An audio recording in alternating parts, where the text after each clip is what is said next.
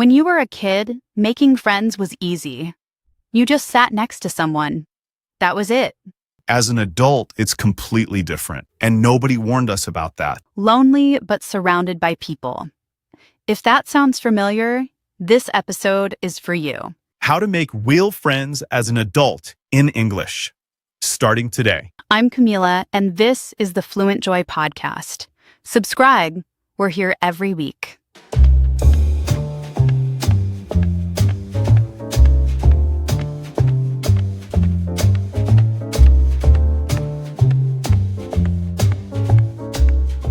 I'm John. And I'm Camila.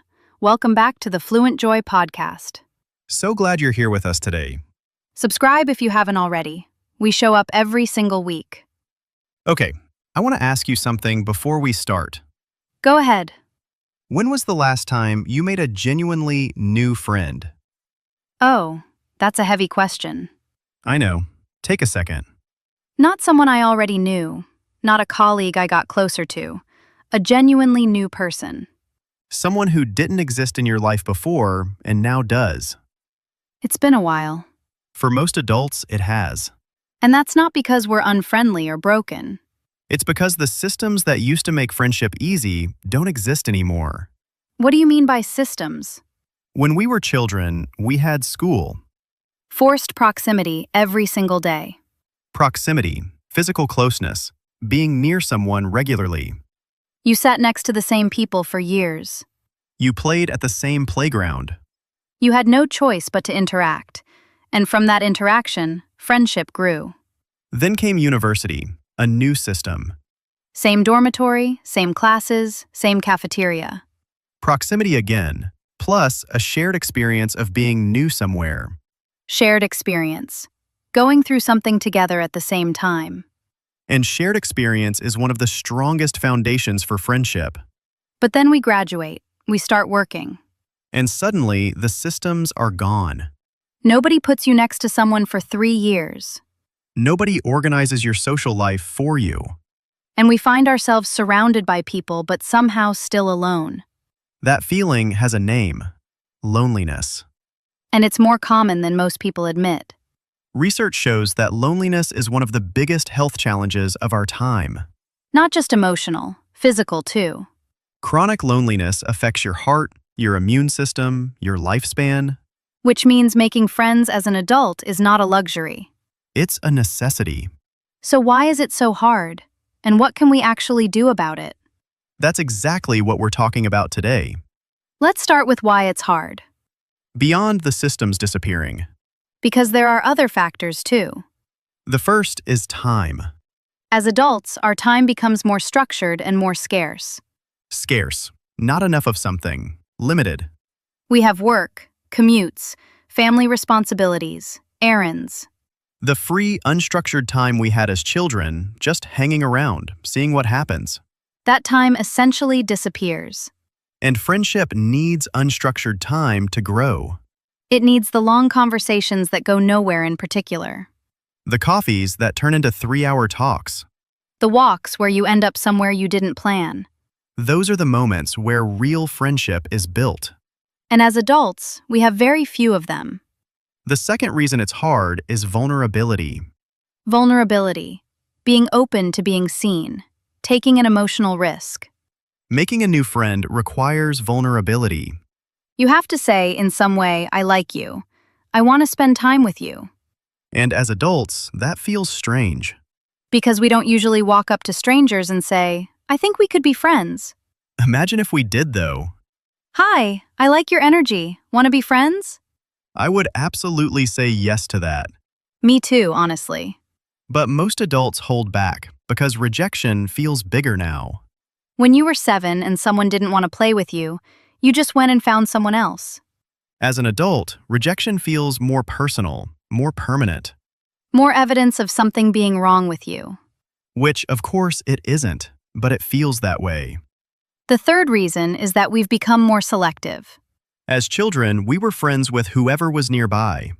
As adults, we want connection. Real connection. Not just someone to fill the time. But someone who actually understands us. And that combination, limited time, fear of vulnerability, high standards, Makes adult friendship genuinely difficult. but not impossible. Definitely not impossible. So, what actually works? Let's talk about that. The first thing that works is showing up consistently. Consistently. Doing something regularly over time. Remember we said proximity and shared experience build friendship? You can create those intentionally as an adult. By joining something and staying with it. A language class, a running club, a book group, a volunteer organization.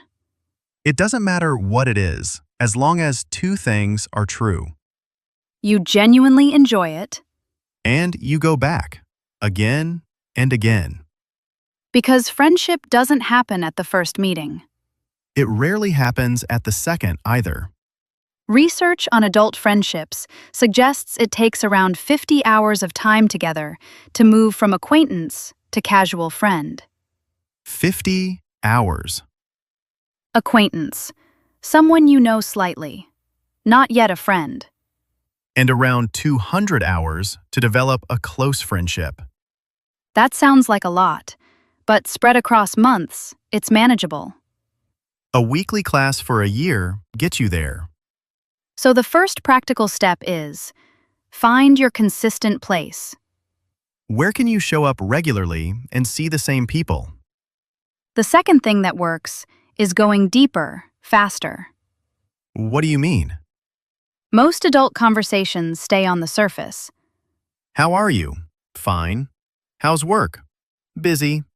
How's the family? Good. Surface level. Shallow. Not revealing anything real. And surface-level conversations don't build friendship. They maintain polite distance. To build real friendship, you have to go deeper. Ask questions that require a real answer. What's been on your mind lately? What are you working on that excites you? What's something you've changed your mind about recently? These questions invite the other person to be real. And when someone is real with you, something shifts. The conversation becomes memorable. And memorable conversations are the seeds of friendship. Seeds. Small things that grow into something bigger over time. You can also be the one who goes first. Share something real about yourself. Not oversharing. Not your deepest fears on the first meeting. Please don't do that. Save that for the third coffee at least. But something genuine. Something a little beyond the surface. I've been thinking a lot about changing careers lately. I moved here 2 years ago, and I'm still figuring out how to feel at home. I love this city, but I miss having people who really know me. When you say something real, you give the other person permission to do the same. And that exchange of realness is where friendship begins. The third thing that works is making the ask.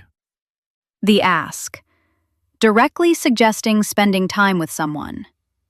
This is the step most adults skip. Because it requires vulnerability.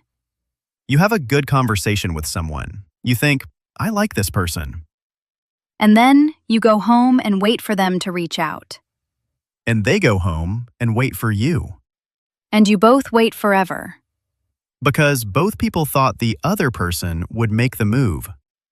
So someone has to go first. And in English, the ask sounds like this. Hey, I really enjoyed talking to you. We should grab coffee sometime. I'd love to continue this conversation. Are you free next week? There's a good market on Sunday. Would you want to check it out? Simple, direct, low pressure. Low pressure is important. You're not proposing a lifelong commitment. You're just suggesting one coffee, one walk, one event. And if they say yes, you've taken the first step.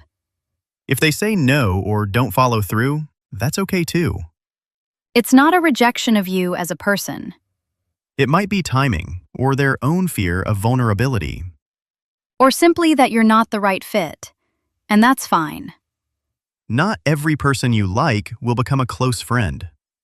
And that's actually how it should be. Now, let's talk about something specific to this community. Making friends when English is not your first language. Because there's an extra layer of challenge there. You might worry that your English isn't good enough. That people won't understand you, or won't want to make the effort. That you'll seem less interesting or intelligent in a second language. Those fears are real, and they're common. But here's what's also true. Most people are not judging your grammar. They're responding to your energy, your warmth, your curiosity. The qualities that make someone interesting have nothing to do with grammar. And in fact, learning someone else's language is one of the most impressive things you can do. It signals that you care enough to try. That you're curious about the world beyond your own experience. Those are deeply attractive qualities in a friend.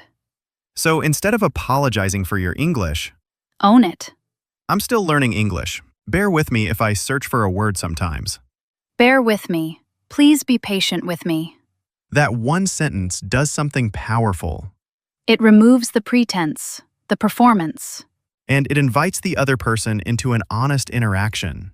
And honest interactions are where real friendship starts.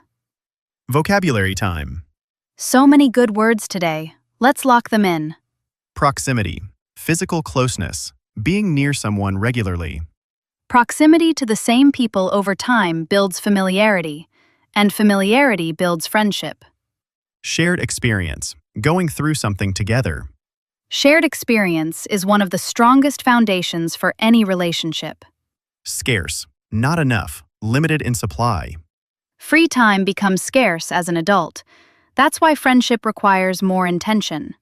Vulnerability, being open and honest, taking an emotional risk.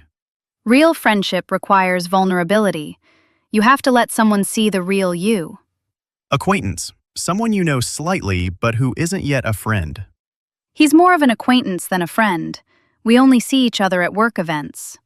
Consistently, regularly, again and again over time. Showing up consistently is the most underrated ingredient of adult friendship. Surface level, shallow, not revealing anything deep or real. Most small talk stays surface level. Real friendship needs to go deeper. Oversharing, sharing too much too soon, more than the situation calls for. There's a difference between being real and oversharing. Know your audience. Bear with me. Please be patient with me. Bear with me while I find the right word. I'm still learning. Here's your challenge for today. Think of one person in your life right now who could become a closer friend. A colleague, a classmate, someone from a class or a club. Someone you enjoy but haven't really pursued. This week, make the ask. Suggest one coffee, one walk, one thing. In English if you can. And in the comments, tell us this. The hardest part of making friends as an adult for me is blank. We read every single one, and we are rooting for you. Let's bring this home. Making friends as an adult is hard, but it's not impossible. The systems that made it easy are gone, so we have to be more intentional. Intentional. Doing something on purpose, with awareness and effort. Find your consistent place and keep showing up. Go deeper, faster. Ask real questions. Share something real. And make the ask. Don't wait for the other person to go first. Because they're probably waiting for you. And if your English isn't perfect, that's okay. Friendship is built on warmth and honesty, not grammar. You have plenty of both. See you next week. Keep going.